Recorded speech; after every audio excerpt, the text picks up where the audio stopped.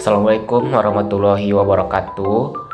Perkenalkan, nama saya Lutfi Dians dengan NIM 2107024449, Prodi D3 Teknologi Pulp dan Kertas, Universitas Riau. Nah, pada video kali ini saya akan coba menjelaskan mengenai proses pembuatan SO2 atau sulfur dioksida pada industri pulp dan kertas. Sulfur dioksida atau SO2 atau belerang dioksida adalah senyawa kimia dengan rumus SO2. Senyawa ini merupakan gas beracun dengan bau yang menyengat yang dilepaskan oleh gunung berapi dan beberapa pemrosesan industri. SO2 atau sulfur dioksida merupakan hasil samping dari proses produksi pulp. Adapun kegunaan sulfur dioksida pada industri pulp dan kertas yaitu yang pertama, untuk mengendalikan pH bubur kertas pada kondisi atmosfer. Yang kedua, untuk menghilangkan zat warna dengan air. Yang ketiga, untuk mengurangi penggunaan bahan kimia pemutih pada produksi kertas.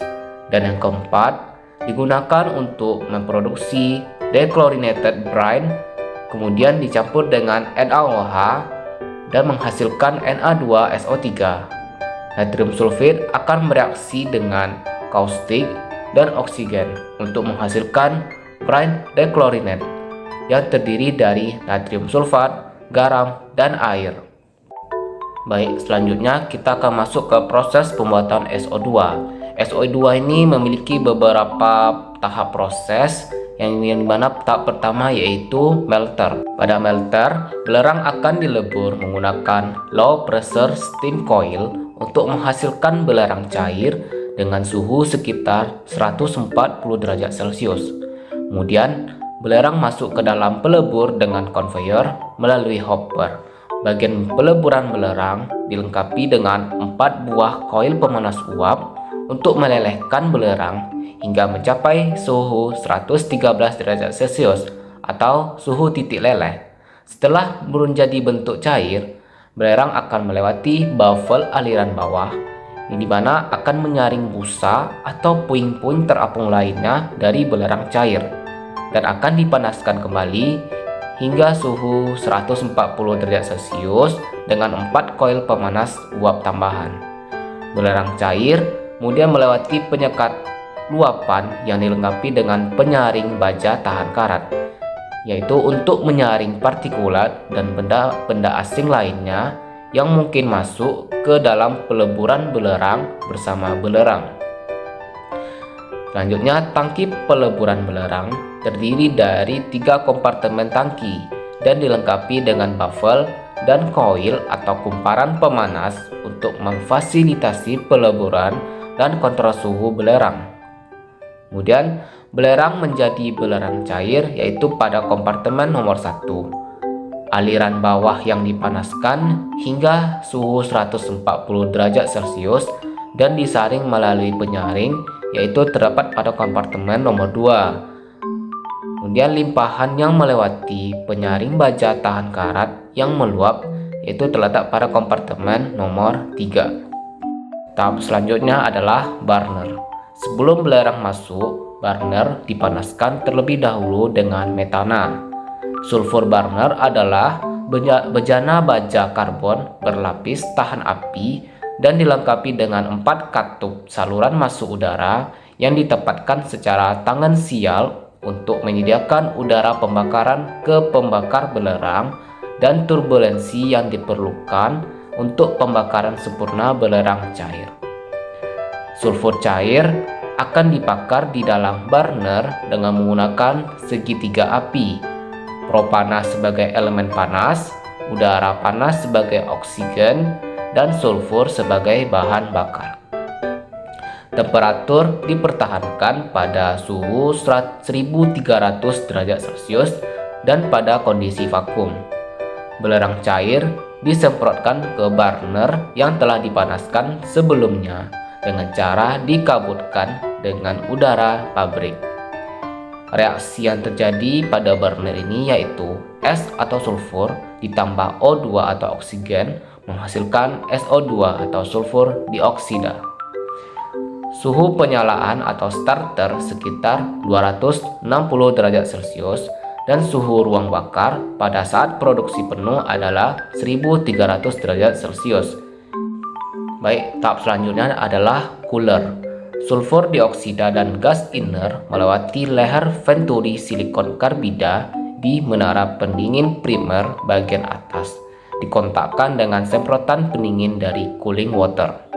Air pendingin dengan cepat atau dalam waktu kurang 1 detik dapat menurunkan suhu dari 1300 derajat Celcius menjadi sekitar 85 derajat Celcius. Penurunan suhu gas yang cepat ini membantu mencegah pembentukan sulfur trioksida atau SO3 yang korosif.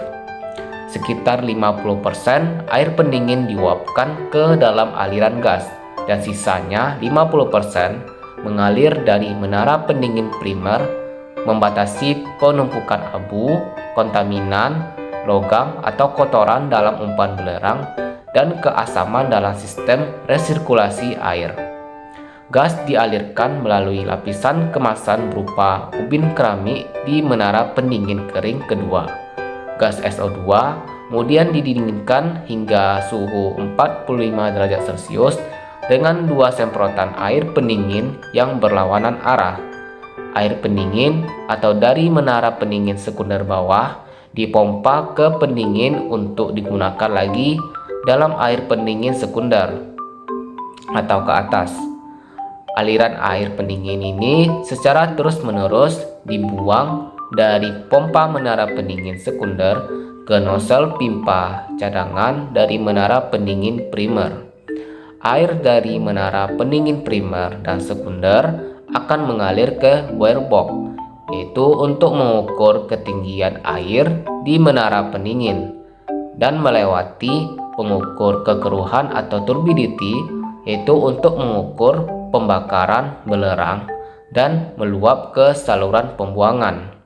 Atau dalam kondisi operasi normal, air ini hanya akan mengalir dari sisi menara pendingin primer pada wear box. Tahap selanjutnya ialah absorber, yaitu untuk memisahkan SO2 dalam aliran gas burner dari gas pembakaran lainnya, termasuk oksigen dan nitrogen. Pada absorben ini, gas masuk dari bagian bawah menara absorpsi dan naik ke atas melewati polyethylene plastik packing. Gas akan kontak dengan chill water dengan aliran berlawanan arah yang disemprotkan melalui menara absorpsi bawah bagian atas. Chill water ini berfungsi untuk mengurangi sisa SO2 dari sulfur burner sebelum dibuang melalui cerobong pembuangan mengikuti induced draft fan. Packing bed terdiri dari aliran SO2 atau air yang disirkulasi ulang, ditambah dengan air yang mengalir dari bagian scrubbing yang berisi air pada absorber SO2. Tujuan resirkulasi ini adalah untuk mengontrol kekuatan larutan SO2 selama startup dan shutdown.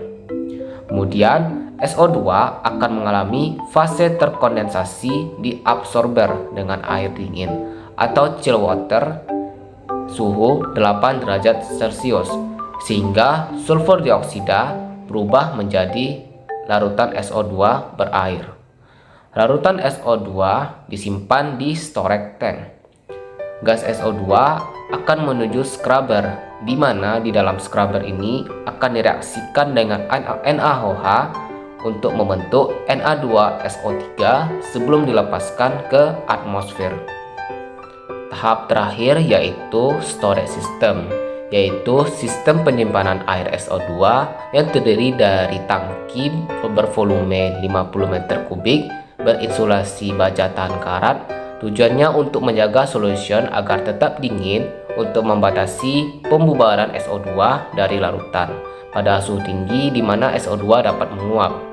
Kemudian saluran daur ulang dari pompa pembuangan kembali ke saluran tangki penyimpanan yang telah disediakan untuk memungkinkan pompa dipertahankan selama periode konsumsi larutan sulfur dioksida yang rendah. Baik, sekian penjelasan mengenai proses pembuatan SO2 atau sulfur dioksida pada industri pulp dan kertas. Terima kasih atas perhatiannya. Assalamualaikum warahmatullahi wabarakatuh.